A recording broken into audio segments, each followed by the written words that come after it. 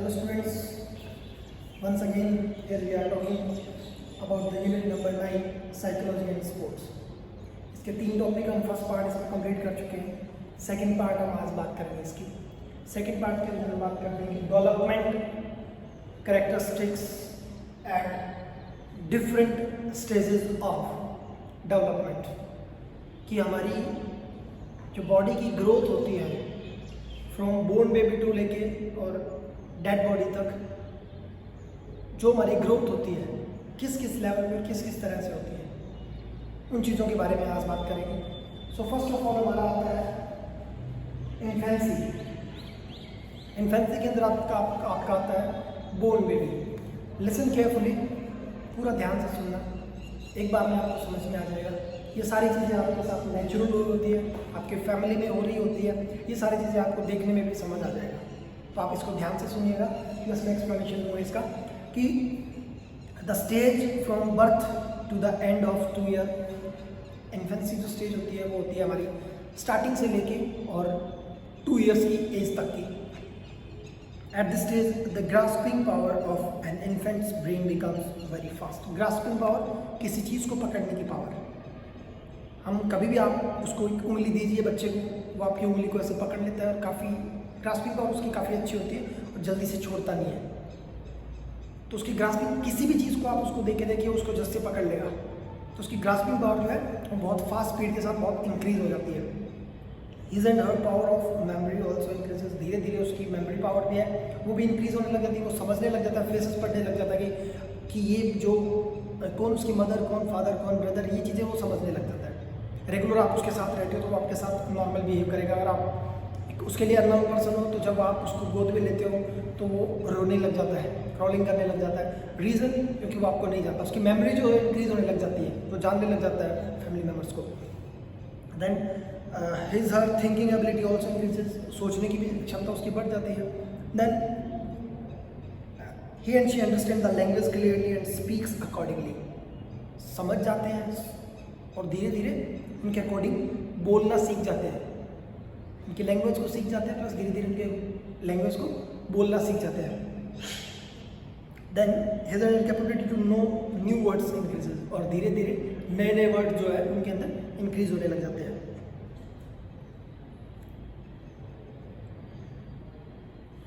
He and she start understanding the simple conversation of adults. घर के अंदर जो सिंपल कन्वर्सेशन होती है उसको समझने लग जाता है person.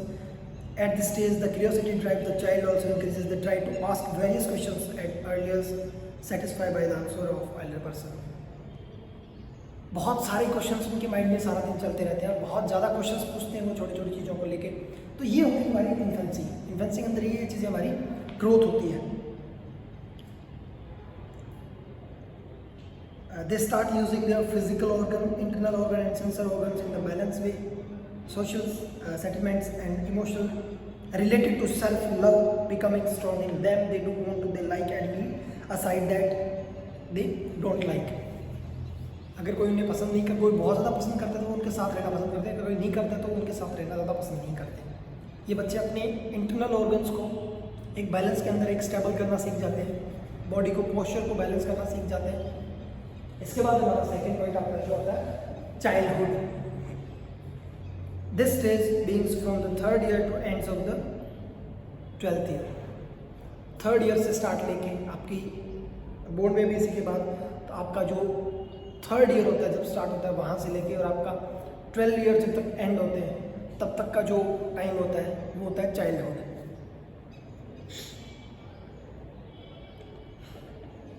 Childhood at this stage the children are able to have enough control on their muscles. अपनी मसल्स के ऊपर कंट्रोल करना सीख जाते हैं. Their development becomes very fast during the first 3 years and later on. Till the 12th year their development becomes strong and vigorous. At this stage children spend most of the time playing. Their neuromuscular coordination becomes efficient enough. At this stage the concentration power of the children increases but they cannot concentrate for a long time. Their thinking ability increases at faster rate. The power of memory, logic, thinking, decision making increases remarkable. Till the end of this stage, they learn to control their emotions. Emotionally, they can become stable and optimistic. They also learn to control their behavior in childhood they do not like any question on their self esteem and self respect. ऐसे person जो है वो अपने सारे emotions को control करना सीख जाते हैं। 12वीं ईयर तक होते होते उनके अंदर बहुत सारे फिजिकल चेंजेस आते हैं, प्लस अपने इमोशंस को कंट्रोल, वो नहीं चाहते हैं कि कोई उनके सेल्फ स्टीम और सेल्फ रिस्पेक्ट के बारे में उनको ठेस पहुंचाए। Most of the time playing के अंदर वेस्ट करते हैं वो, और किसी भी चीज़ के ऊपर बहुत ज़्यादा लंबे टाइम तक कंसंट्रेट नहीं कर पाते हैं। तो वो तो आपका हो गया चाइल्डहुड। इसके बाद हम बात करते हैं एडोलसेंस की।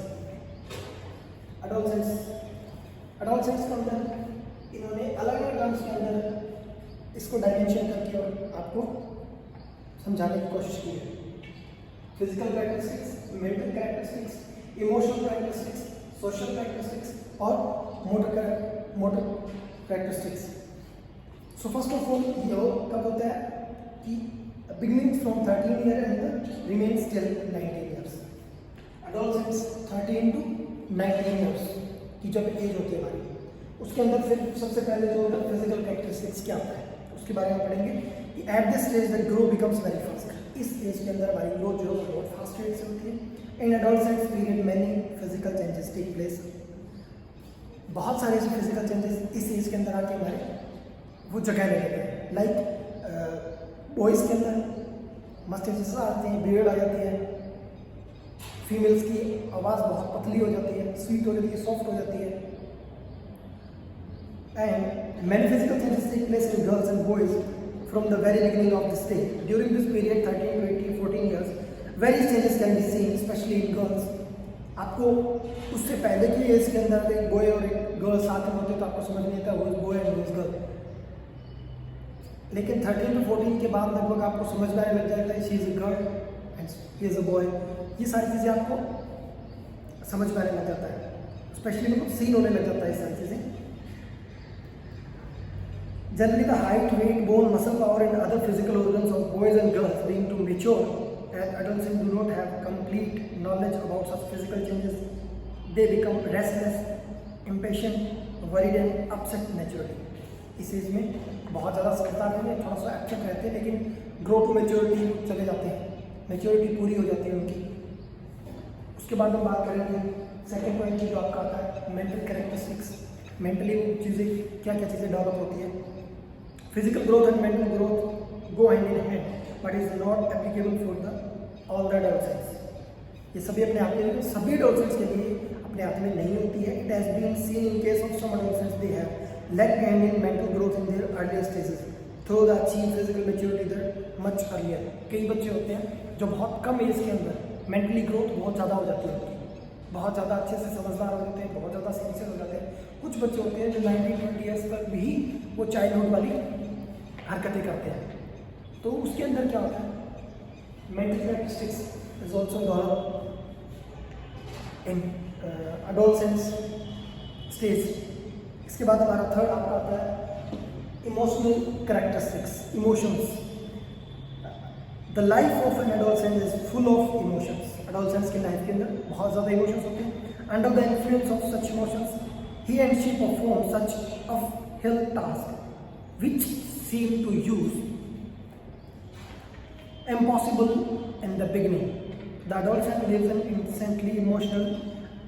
Sometimes the adolescents become so hyper that they feel themselves at the top of the world, and sometimes they find themselves in the stage of deep disappointment. Usually they are unable to have proper control over their emotions such as anger, love, greed, hate, jealousy, etc. So हम बात कर रहे हैं adolescent stage की। Adolescent stage के अंदर हमारे ये सारे जब इमोशनल स्टेज आती है, इमोशनल स्टेज के अंदर वो चीज़ें समझने लग जाते हैं, एंगर, लव, जेलसी एक्सेट्रा। ये सारी चीज़ें हमारी एडोलसेंट एज के अंदर जाके ग्रो टू मैच्योरिटी की तरफ बढ़ती है, ग्रो होती है। इसके बाद हम बात करें सोशल कैरेक्टरिस्टिक्स की। एडोलसेंस का अंदर जो फोर्थ पार्ट हमारा सोशल कैरेक्टरिस्टिक्स। सोशल कैरेक्टरिस्टिक्स के अंदर हमें ब्रदरहुड, टुगेदरनेस, हेल्पफुल नेचर,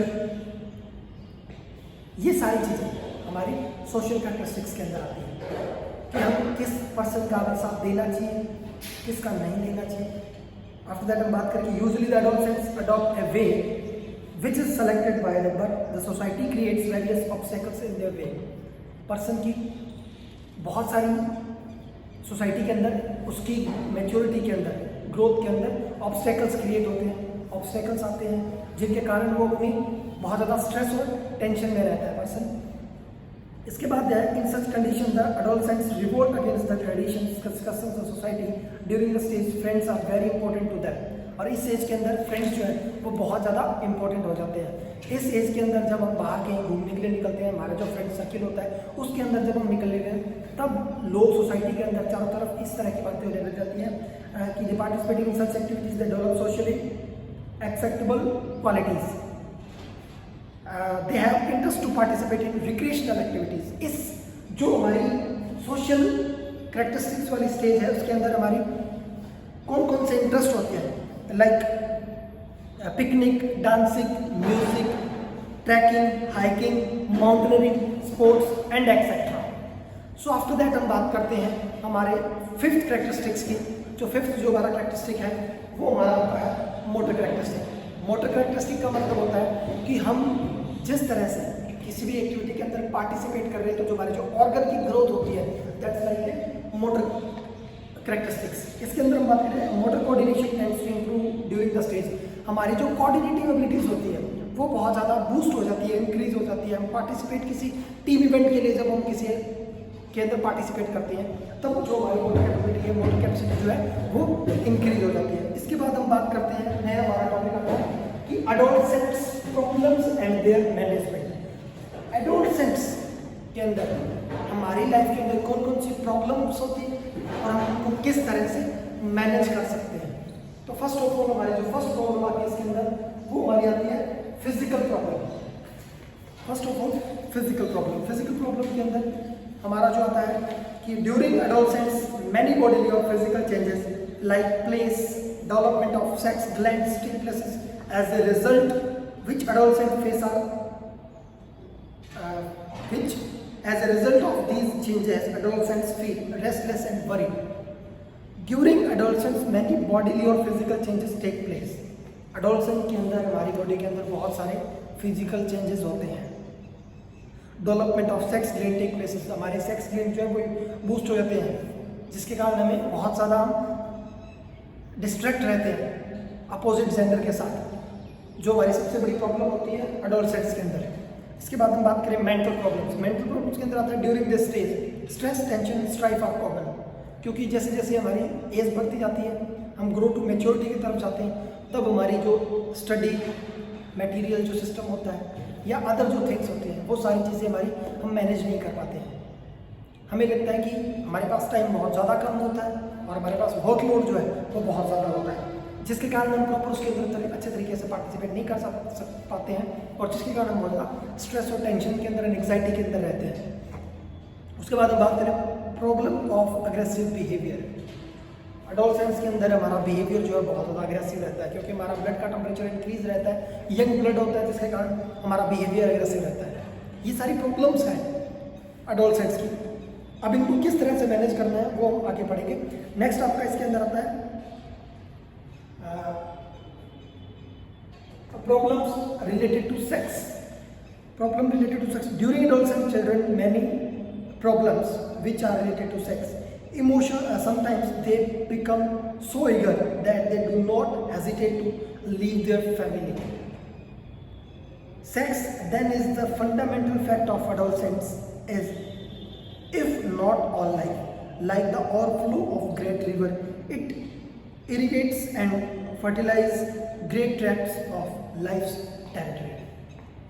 हमारी लाइफ के एक बहते हुए समुंदर के अंदर और ज़्यादा फ्लुएंस के अंदर हम उस चीज़ के अंदर आगे बढ़ जाते हैं और वो बहुत ज़्यादा प्रॉब्लम क्रिएट करती है क्योंकि हम बहुत ज़्यादा अट्रैक्टिव रहते हैं। अट्रैक्शन हमारा बहुत ज़्यादा बढ़ जाता है हमारे अपोजिट जेंडर के साथ। जो हमारी सबसे बड़ी प्रॉब्लम होती है एडोलसेंट्स की वो रिलेट टू सेक्स होती है। आफ्टर दैट हम बात करें problems to self support,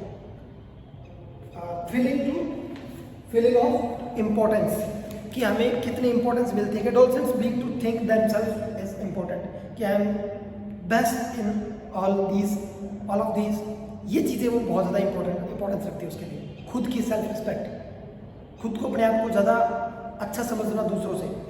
they demand respect but sometimes parents do not take them seriously.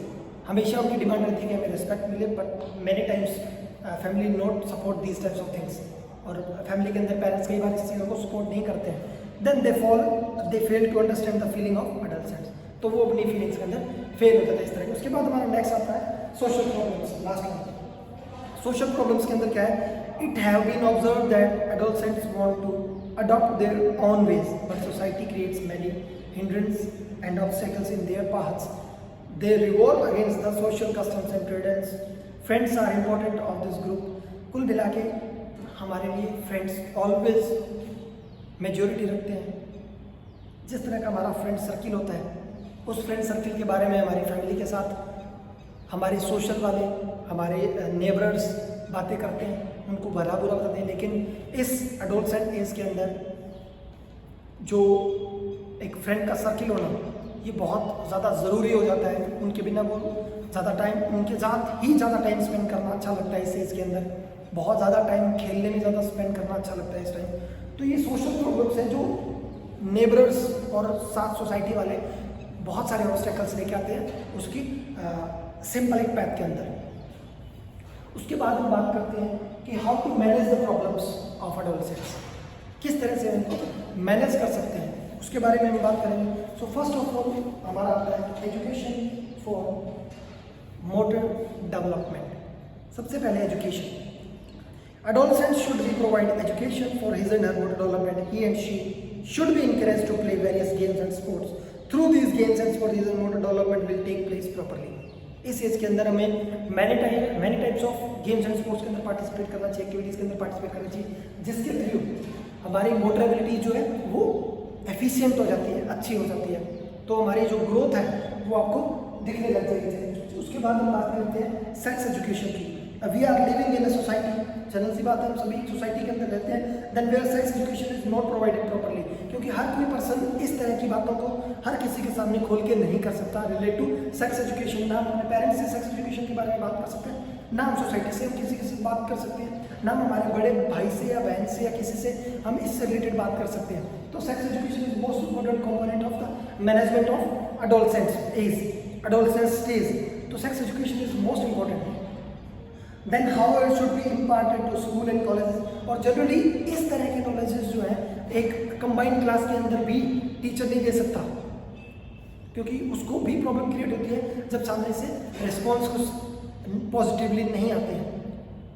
लेकिन ये इम्पोर्टेंट है सभी के लिए sex education. Most of the adolescents develop wrong concept about sex. Main reason होता है सही एक्सप्लेनेशन ना देने पाने का, कि wrong concept. Most of the adolescents develop wrong concept about sex. उनके माइंड के अंदर जो कंसेप्ट होता है रिलेट टू सेक्स वो बहुत गलत होता है। इसके कारण ही हर कोई पर्सन उनको एक्सप्लेनेशन नहीं दे सकता। Then teachers as well as parents should provide sex education to adolescents without hesitation, so that they may not depends upon unreliable sources and they not refer to cheap literature. इन चीज़ों को cheap ना समझ के और एक teacher को और पेरेंट्स को सेक्स एजुकेशन की नॉलेज प्रोवाइड करवानी चाहिए स्टूडेंट्स को, ताकि आप मैनेज कर सको एडोलसेंट्स की बहुत सारी जो प्रॉब्लम्स होती है उनको। उसके बाद हमारा आता है वोकेशनल गाइडेंस। वोकेशनल गाइडेंस के अंदर teacher should provide vocational guidance to adolescents. The guidance should be provided keeping in their view intelligence, capabilities, aptitude and interest. The guidance must become. Many adolescents fail to select the vocationals. Kashyap and Pure says vocational education and vocational guidance are of extremely great importance during the high school period. Vocational guidance high school period जहाँ पे आप अभी पढ़ रहे हो, उस period के अंदर वोकेशनल गाइडेंस बहुत ज़्यादा इम्पैक्ट करती है आपके ऊपर। तो अगर आपको एडोलसेंट्स की प्रॉब्लम्स को मैनेज करना है तो vocational guidance is also most important component after the sex education. Next आपका पॉइंट आता है कि moral and religious education. Religious बहुत इंपॉर्टेंट एक कॉम्पोनेंट बन जाता है एडोलसेंट्स के अंदर। कि हमें किन कास्ट, कौन से रिलीजन, कौन सी कास्ट के साथ हमें बैठना है, उठना है, खेलना है, किसके साथ हमें बात नहीं करनी, ये सारी चीज़ें माइंड के अंदर हमारे कब आती है, जब हम एडोलसेंस पीरियड के अंदर होते हैं। उसकी एजुकेशन भी हमारे लिए बहुत ज़्यादा ज़रूरी होती है कि हम कास्ट और रिलीजन से पहले we are humans, we are supporting to each other and whole world. ये कास्टिज्म और रिलीजन, इनके बारे में नॉलेज होना, इनके बारे में एजुकेशन प्रोवाइड करवाना बहुत ज़्यादा इम्पोर्टेंट होता है। आफ्टर दैट हमारा लास्ट पॉइंट था to provide suitable environment. Adolescents की प्रॉब्लम्स को मैनेज करने के लिए आप जितना सूटेबल एनवायरनमेंट उस पर्सन को प्रोवाइड करवाओगे, उतना ही ज़्यादा वो इफेक्ट करेगा एनवायरनमेंट उस पर्सन को, उसकी लाइफ को और ज़्यादा स्मूथ बनाने के लिए, अच्छी बनाने के लिए। आप जितने रिस्ट्रिक्शंस डालोगे वो उसी तरह का और ज़्यादा प्रॉब्लम्स क्रिएट होगी पर्सन की लाइफ में। आप बहुत सूटेबल एनवायरनमेंट प्रोवाइड करोगे, हर चीज़ उसकी सुनी जाएगी, उसके अकॉर्डिंग भी बहुत सारी चीज़ें हमारी फैमिली के अंदर चलेगी, then he can manage all the problems. तो ये हमारा जो टॉपिक था, इसके साथ ही हमारा 9 चैप्टर ख़त्म हो जाता है, साइकोलॉजी एंड स्पोर्ट्स। बहुत छोटा सा चैप्टर है, बहुत ईजी चैप्टर है। इसके स्टार्टिंग का जो फर्स्ट पार्ट था थोड़ा सा बोरिंग था, लेकिन सेकंड पार्ट काफ़ी ज़्यादा इंटरेस्टेड है कि आपकी अकॉर्डिंग टू एज आपकी क्या क्या चीज़ें आपकी बढ़ती है, लाइक आपकी मोटर एफिशिएंसी कितनी इंप्रूव होती है, आपकी capabilities, abilities, everything. Okay students, if you have any problem then you can call me, you can WhatsApp me. Thank you students, have a good day.